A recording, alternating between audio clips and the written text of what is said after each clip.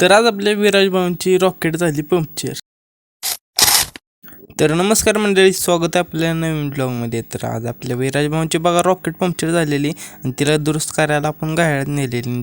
दुरुस्त करायला आपले विराज भाऊ पण म्हणलं पंक्चर काढायला कांसी शोधायला यावं, पण इकडं कांसी शोधायला तर कांसी काय गावत नव्हती. सगळं पप्पांचं जे सामान आहे ते सगळं उचसून कानाकन बाहेर काढलेलं, पण आपल्याला काय कांसी गावलीच. मग काय आता कांसी नाही म्हणलं, आता डायरेक्ट जाऊन त्यांची थोडीशी मदत तरी करावी. मग काय तिथून पोचलो बघा डायरेक्ट गायातल्या घरापाशी, आणि इथं पोचलो तर हे दोघं जण पंक्चर काढतच होते.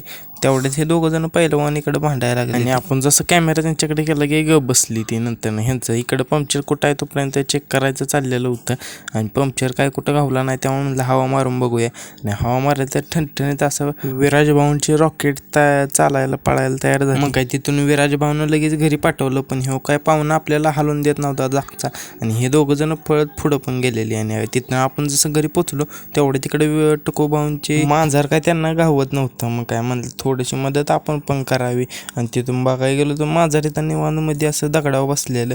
त्यालाही पकडायचा प्रयत्न केला, पण तो काही गावला नाही. तर मंडळी, आपला तो ब्लॉग कसा वाटला ते कमेंट करून नक्की सांगा, आणि ब्लॉग आवडल्यास लाईक पण करून जावा, तेवढं लागलंच.